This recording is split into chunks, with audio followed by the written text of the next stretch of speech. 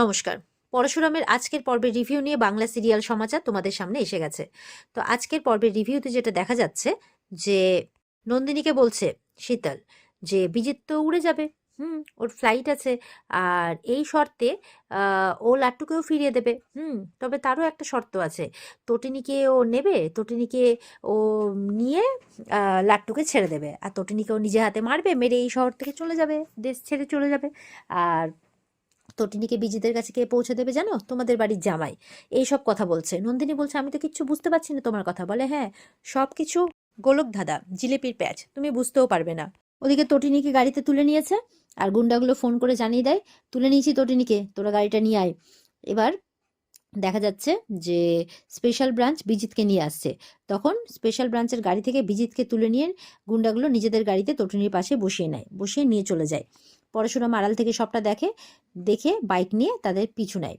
আর এদিকে আর কি নিশা নিশা প্রকাশকে ফোন করে বলে দেয় যে বিজিত আর তটিনী অন দ্য ওয়ে, ওই এয়ারপোর্টের রাস্তায় যাচ্ছে ওরা। এদিকে শীতল বলছে নন্দিনীকে যে আপনাদের বাড়ির জামাই তটিনীকে বিজিতের হাতে তুলে দেবে। আসলে টিনে জোকের মতো পড়ে গেছে তো তটিনী বিজিতের পেছনে। ওর লাইফটা একদম স্পয়েল করে দিচ্ছে। ওর যতগুলো অফিস আছে সব কিছু বন্ধ করে দিয়েছে। তো ওর লাইফটা না এলোমেলো হয়ে গেছে। নন্দিনী তো কিচ্ছু বুঝতে পারছে না তটিনী করে দিয়েছে মানে তটিনী কে, কি করে করছে। বলছে অনেক বড় বড় এজেন্সি, সিক্রেট এজেন্সি বিজিত লাহিড়ীর পেছনে লেগে পড়েছে। তাই বিজিত লাহিড়ী গেমটা খেলে দিয়েছে, তটিনীকেও তুলে নিয়ে যাবে, তটিনীকেও মেরে দেবে। নন্দিনী বলছে তটিনীর সাথে মানে আমার বোনের সাথে সিক্রেট এজেন্সির কি সম্পর্ক আছে বলো বলো। তখন অফিসার বলছে এই নিয়ে চলো, এই বলে শীতলকে নিয়ে চলে যায়। আর নন্দিনী শূন্য শূন্য করতেই থেকে যায়। নন্দিনী বলতে আছে তটিনীর সাথে কিসের সম্পর্ক, ও এখানে কোত্থেকে এলো। এবার শিবপ্রসাদকে ফোন করছে নন্দিনী, কিন্তু ফোনটা ধরছে না। বলছে ফোনটা ধরছে না কেন, কোথায় শিবপ্রসাদ। আর এদিকে তটিনীকে গাড়ি করে নিয়ে যাচ্ছে। আর তটিনীর গাড়ির পেছনে আছে নিশার গাড়ি, নিশা সমানে ফলো করছে। এবার নিশা তো পেছন করছে, করতে করতে না হঠাৎ করে গাড়িটা যেন কোথায় চলে যায় ও বুঝতে পারে না। অনেকগুলো গলি কোথায় ঢুকে যায়, ওর গাড়িটা একটু পিছিয়ে পড়েছিল আর দেখতে পাচ্ছে না। এবার প্রকাশকে ফোন করেছে, বলছে তুমি কোথায়, বলছে তোমার গাড়ির ঠিক পেছনেই। তো নিশা গাড়ি থেকে নেমে এসছে, প্রকাশও নেমে এসছে, আরেকজন নেমে এসছে যে সুটকেস দিতে গেছিল হসপিটালে তটিনীকে। তো বলছে যে বাইপাসের দিকে মানে এয়ারপোর্টের দিকে যায়নি, বাইপাস হয়ে সোজা এখানেই চলে এসছে বিজিতের গাড়ি। তো আরেকজন বলছে রিপোর্টিং টাইমের আগেই বিজিতকে ঢুকতে হবে, নাহলে সেকেন্ড চান্সটা ও কিন্তু আর পাবে না। তো বলছে মানে নিশা বলছে কিন্তু বিজিতকে ওরা পালাতে দেবে না, বিজিত পালাতে পারবে না। বলে কেন, বলছে স্পেশাল ব্রাঞ্চের টিম ওকে পালাতে দেবে না, যতক্ষণ না লাট্টুকে ফেরত দিচ্ছে ততক্ষণ পালাতে দেবে না। ওরা ভাবছে এবার যে বিজিত গেল কোথায়। এদিকে একটা গোডাউনের মতো জায়গাতে এসে তটুনিকে নামায় আর টানতে টানতে নামাচ্ছে গাড়ি থেকে। তটুনি পারছে না, চিৎকার করছে কারণ পায়ে পেন হচ্ছে, তাও ওকে নিয়ে যাচ্ছে। এবার এক জায়গায় দাঁড় করায়, তটুনি তো চিৎকার করছে, বলছে পেন হচ্ছে, পেন হচ্ছে। এর থেকেও বেশি পেন আমার হয়েছিল যখন আমার একের পর একটা অফিস আমার তুমি ডেস্ট্রয় করে ফেলেছিলে। তোমাকে আমি এমন মারবো না, এমন মারবো যে তোমার পরবর্তী কোনো অফিসার তোমার কথা ভাবলে শিউরে উঠবে, তাই বলছে। এবার বিজিত একটা লোহার রড হাতে নেয়, নিয়ে তটিনীর হাতে এমনভাবে মারে একদম তটিনীর অবস্থা খারাপ। তটিনী চিৎকার করতে থাকে। বিজিত বলছে চিৎকার করো, আরো জোরে চিৎকার করো। আর তো 15 মিনিটস, তারপর আমি এখান থেকে উধাও। বলছে এখান থেকে চলে যাব সোজা এয়ারপোর্টে, তারপর ওখান থেকে যেখানে যাব সেই অ্যাড্রেস তোমরা আর কেউ খুঁজে পাবে না। বলছে আমি কি পাসওয়ার্ড ইউজ করব, কি পাসকোড ইউজ করব, কোন এয়ারপোর্ট ইউজ করব সেটা তোমরা জানতেই পারবে না। বলছে it's very secret racket my dear. তারপর বলছে এই মার ওকে, আর আমি ভিডিও করব, ভিডিও করে এটা ওর হাজব্যান্ড শিবপ্রসাদকে পাঠাবো। তো সেই মতো করে ও ভিডিও করতে থাকে।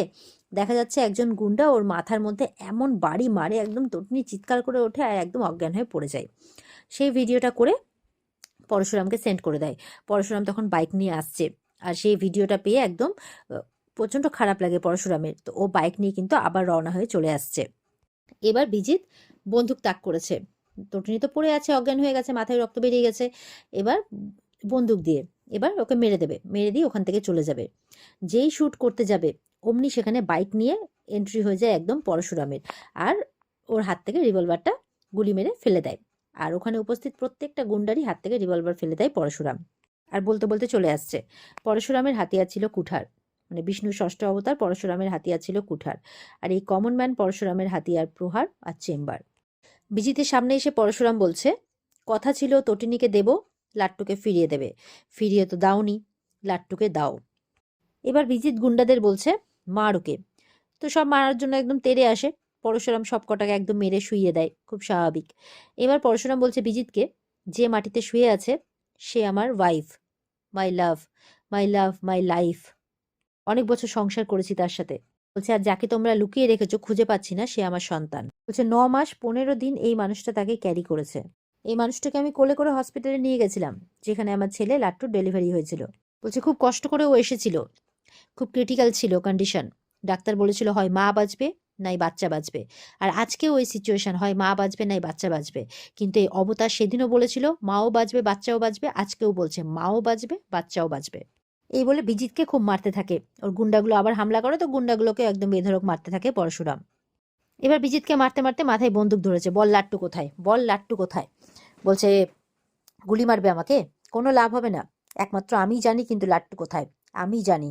আমাকে মেরে দিলে আর কেউ বলতে পারবে না, কেউ জানে না লাট্টু কোথায়।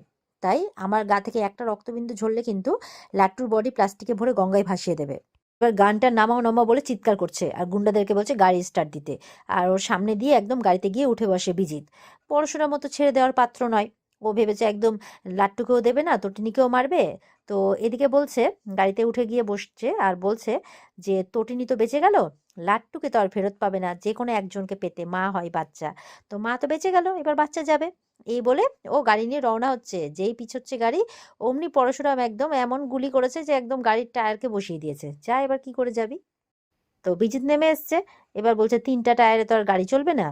পরশুরাম এবার বিজিতকে ধরে বলছে যতক্ষণ না লাট্টুকে ফেরত দেবে ততক্ষণ পর্যন্ত তোমাকে আকাশে উঠতে দেব না।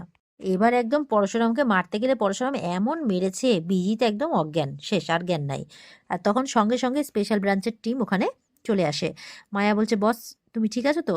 পরশুরাম বলছে আমি ঠিক আছি, একে তুলে নিয়ে যাও, আর আমি তটিনীকে নিয়ে হসপিটালে যাচ্ছি। এই বলে তটিনীর কাছে গিয়ে তটিনী তটিনী কথা বলো, তটিনী কথা বলো, তটিনী তটিনী তো অজ্ঞান।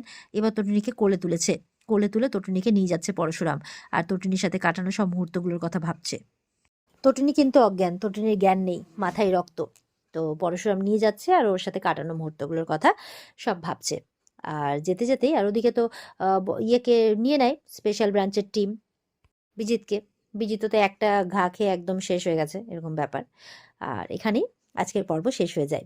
তো পরের দিনের চমক, পরশুরাম বাইকে করে তটিনীকে হাসপাতালে নিয়ে যাবে, নিজের সাথে তটিনীকে দড়ি দিয়ে বাঁধবে, বেঁধে ওই অবস্থায় তাড়াতাড়ি করে হসপিটালে নিয়ে যাবে, মাথায় মেরেছে তো, তো সিরিয়াস ব্যাপার, নিয়ে যাবে। আর ওদিকে নন্দিনী কথা বলবে মানে কবিরের ব্যাপারে আরাধ্যার সাথে। তো থাকবে আরও কিছু ঝলক, তার সঙ্গে তার জন্য দেখতে হবে আমাদের আগামী পর্বের রিভিউ। সবাই অপেক্ষা করে থাকবে আগামী পর্বের রিভিউ পাওয়ার জন্য। আজকে রিভিউ ভালো লেগে থাকলে পর্বকে লাইক কমেন্ট করে জানাতে ভুলবে না। আর আমাদের সাথে জুড়ে থাকতে চ্যানেলকে সাবস্ক্রাইব করতে কিন্তু একদমই ভুলবে না। তো পর্বের বিস্তারিত দেখার জন্য অবশ্যই স্টার জলসার পর্দা রয়েছে, তো সবাই মন দিয়ে দেখবে আর আমাদের রিভিউ মন দিয়ে শুনবে। তো ভালো থেকো সবাই, আজকের মতো এই পর্যন্তই, টাটা।